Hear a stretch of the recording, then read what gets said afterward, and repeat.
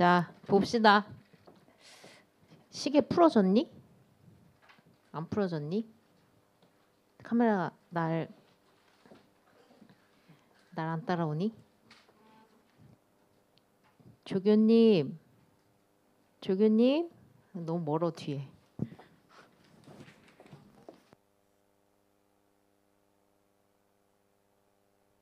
세훈아, 조교 좀 불러줘.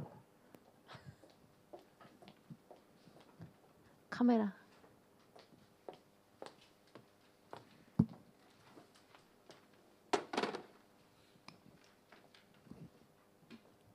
(1번) 1번에 니은 낚이면 안 돼. 멘틀 물질에서 물이 빠져나가는 게 아니라 침강하는 해양판에서 물이 빠져나가고 멘틀 물질로 그 물이 들어가는 거지. 그치? 미묘한 단어의 차이. 그다음에 아까 앞반에서 2번 틀렸길래 2번 왜 틀렸어? 그랬더니 인간미래. 인간미 하지 말자. 2번 같은 거는 신중히 잘 보고 맞춰야 되고 4번 같이 꼭 얘기하지. 2페이지에 4번 아니면은 1페이지에 4번 아니면 2페이지 넘어가서 9번쯤에 탐구 문제 무조건 한 문제 나올 거야. 당황하지 말고 천천히 잘 읽기. 특히 평가원에서 발문에 잘 숨겨놓는 첫 번째 줄. 내가 뭐에 대한 실험을 할 거야. 이렇게 딱 제시해 주는 거를 잘 읽고 들어가야 덜 당황할 수 있어. 그다음에 5번은 흑체 복사 곡선, 그러니까 플랑크 곡선, 광도 곡선, 그다음에 아직 안 나온 겉보기 밝기 곡선. 겉보기 밝기는 발문 안에 단위 시간 동안 대기권 밖에서 관측한 거다. 이렇게 조금씩 미묘한 차이가 있는데 세 개의 곡선에서 우리가 공통적으로 얻을 수 있는 건 빈의 변이 법칙을 통한 표면 온도. 그거는 바로 읽어낼 수 있고 흑체 복사 또는 플랑크 곡선이면 면적이 t의 4제곱 슈벌 법칙을 의미한다. 잊지 말자. 연습 안 된 사람은 인사이트 다시 풀어보고 그다음에 이제 1번에서 5번까지는 잘 오고 6번에서 살짝 이렇게 하면 돼. 근데 또 이것도 정신 차리고 잘 보면 되는데 항상 지층이 어느 방향으로 기울어져 있다라는 기준점을 잡을 때는 수평 태제의 법칙을 생각을 하고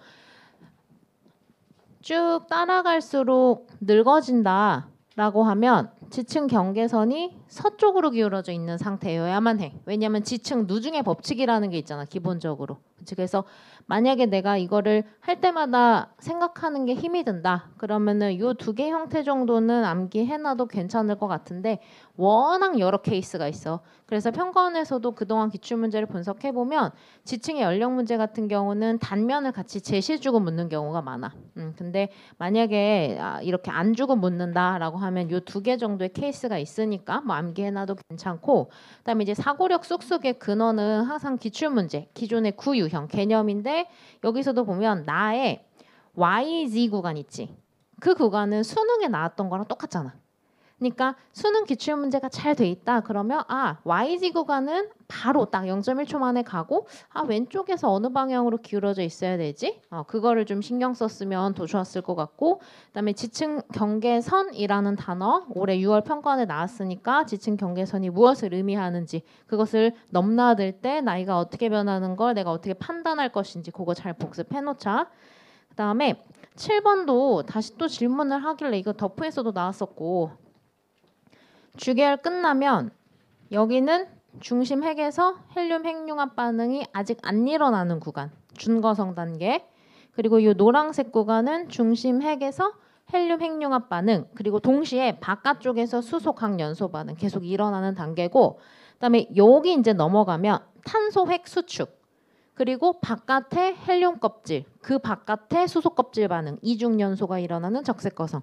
근데 이름이 중요한 건 아니고 요 구간에서 본인이 반응이 어떻게 조금씩 차이가 있는지를 머릿속에 잘 넣어놓고 있는지 그것만 체크하면 돼. 알겠지? 이름은 막 너무 미묘하게 묻진 않을 거고 상태를 물을 거기 때문에 그다음에 8번에서 첫 번째 줄에 태풍의 눈이 발달한 요게 이제 약간 핵심이었어. 왜냐면은 이걸 우리가 마지막에 발문을 집어넣을 때 평가원에 나왔던 발문 그대로 집어넣은 거야. 태풍의 눈이 발달한 또는 잘 발달한 태풍 이런 식으로 평가원에 등장을 했었거든. 그럼 이제 눈깔이 발달 안 하는 태풍도 상당히 많아. 근데 눈깔이 뚜렷하게 발달했다고 하면 머릿속으로 상상해봐. 가시 영상에서 봤을 때 완전 시커멓잖아. 점이 빡 찍혀 있잖아.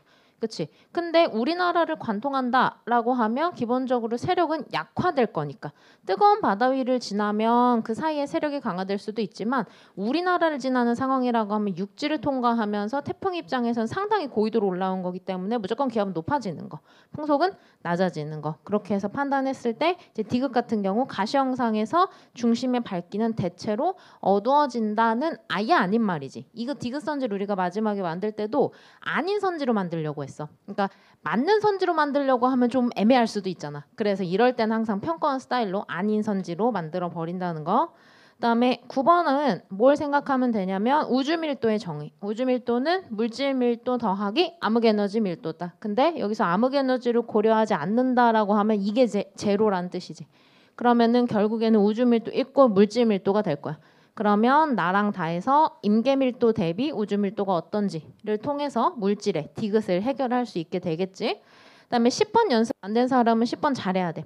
별표 쳐놓고 수특에도 있고 기출문제 교육청 평가원 막 계속 나오고 있고 그래서 만약에 연습이 안 된 사람은 10번이 문제가 아니라 이전에 23회차에 17번도 잘 안 된 거야. 그러니까 기존 게 잘 누적이 돼서 차곡차곡 쌓아나가야 되는데 틀린 걸 또 틀린다 하면은 그 주에 빨리 잡아야 돼.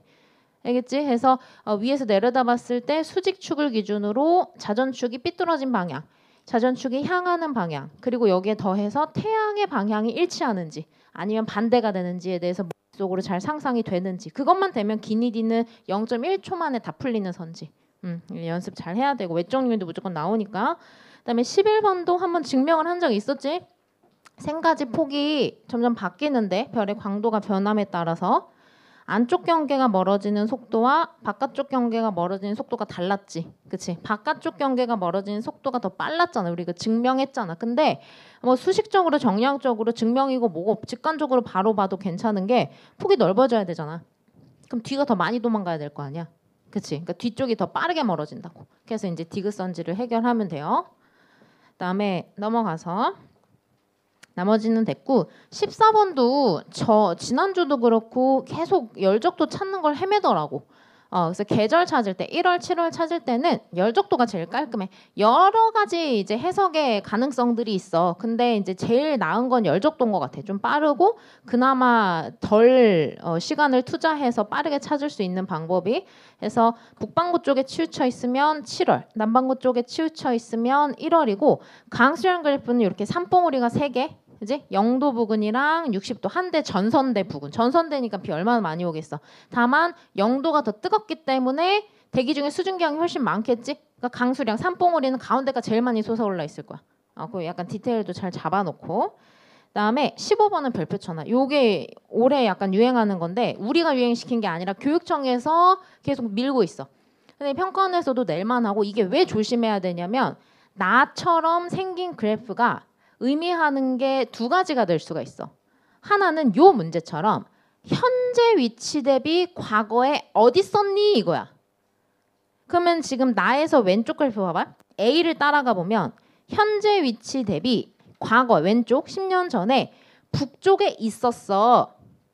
그러면 현재 위치로 오는 동안 어디로 이동해야 돼? 남쪽으로 이동하는 거야. 그치? 근데 이게 어떤 문제를 보면 그쪽 방향으로 이동한 거야 라는 걸 가르쳐주는 그래프도 있어. 그래서 문제를 발문을 잘 읽고 얘가 현재 위치 대비한 과거의 위치 자체를 나타낸다. 그러면 그 위치를 파악한 다음에 반대 방향으로 이동했다고 해야지 현재로 오는 거 아니야. 그거 조심해야 돼. 알겠지? 이게 2학년 교육청 모의고사에서도 나오고 계속 3학년도 나오고 계속 등장하고 있어. 그래서 요거 약간 헤매는 사람은 잘 연습하기를. 그다음에 16번은 문제 되게 좋아. 자료도 좋고 일단 왼쪽 가에서 중앙 팽대부 크기가 더 큰 게 스몰 a로 분류되는 놈이겠지. 무조건 스몰 a, 뭐 a 이런 게 기준이야. 제일 크고 막 빡센 거. 그래서 은하핵도 겁나 크고 그다음에 나선팔.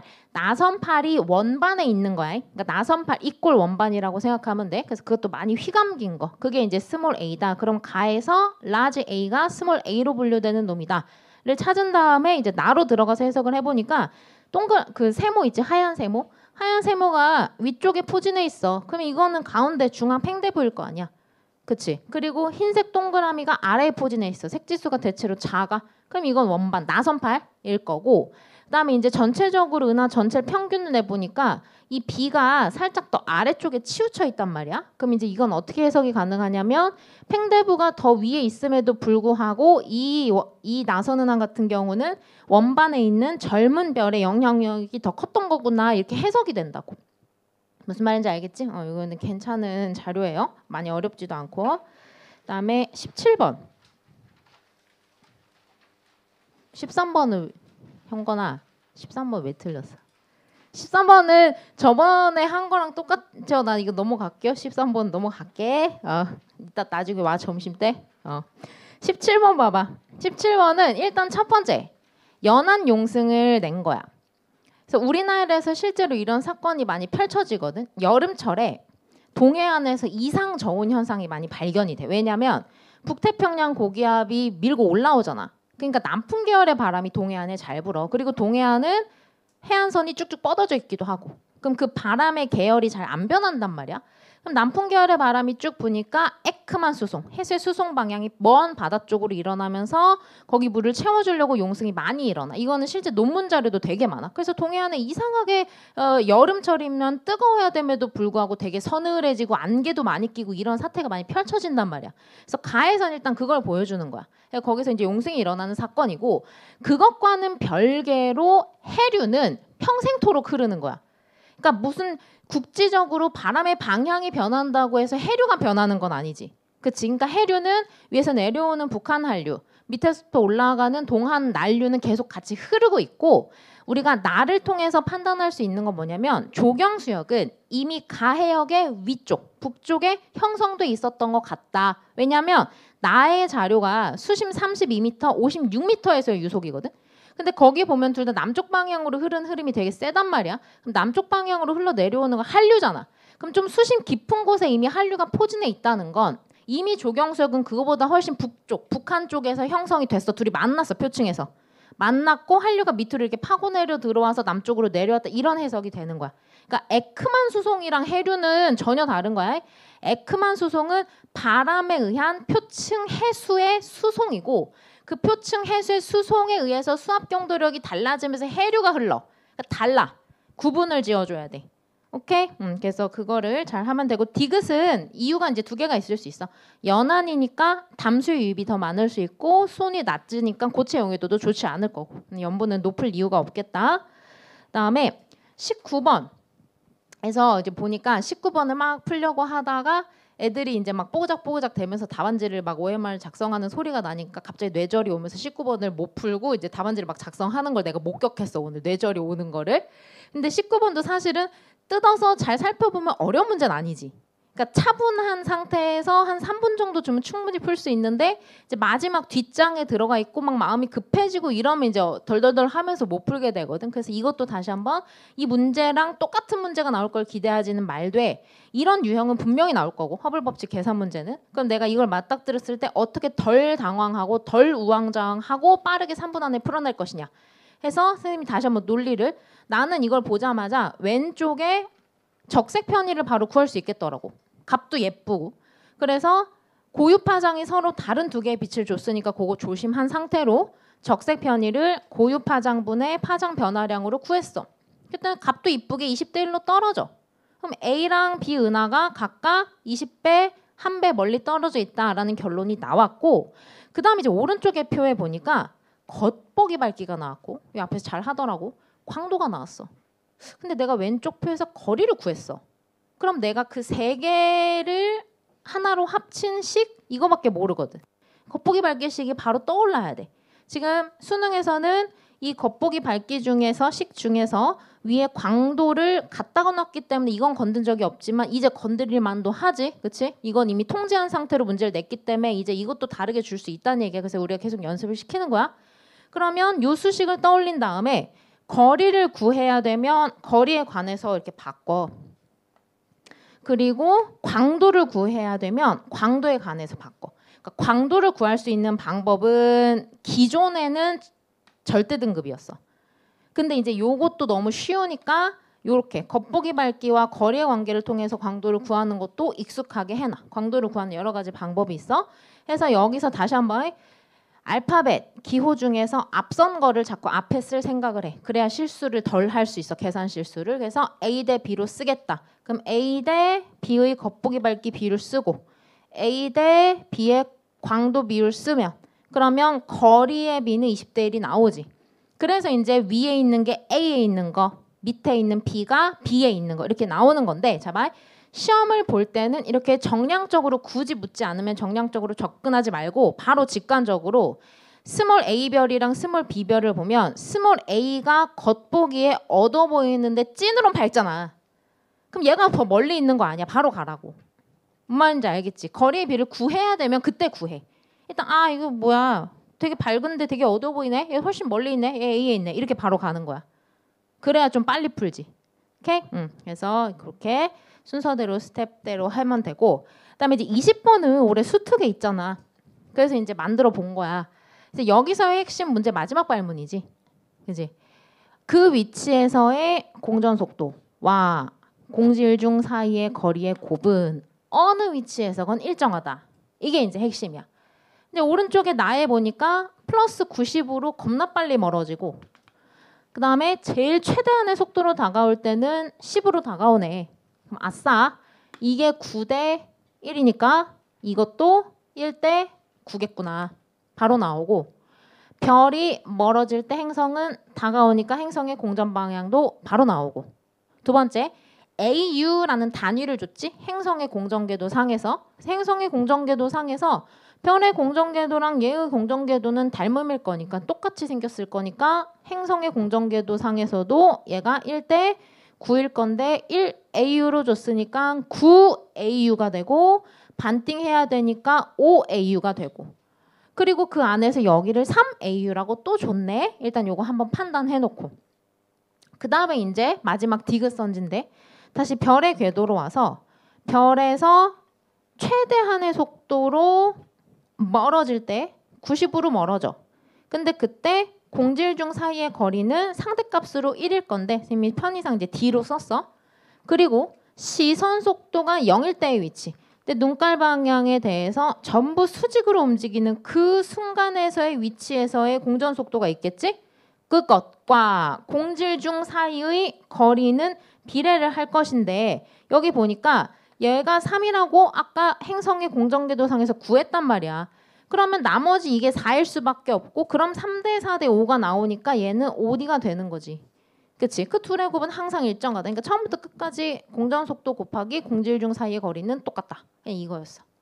되겠어? 그래서 이것도 똑같은 문제가 나온다기보다는 수특의 타원궤도가 나와 있으니까 한번 응용 문제를 풀어봤다라는 의미로 삼고 그다음에 새로운 정보가 나왔을 때 어떻게 당황하지 않고 헤쳐나갈 것이냐 이거. 특히 이제 마지막 4페이지에서 덜 당황하기는 연습. 됐지? 오케이. 잠깐 쉬었다 합시다.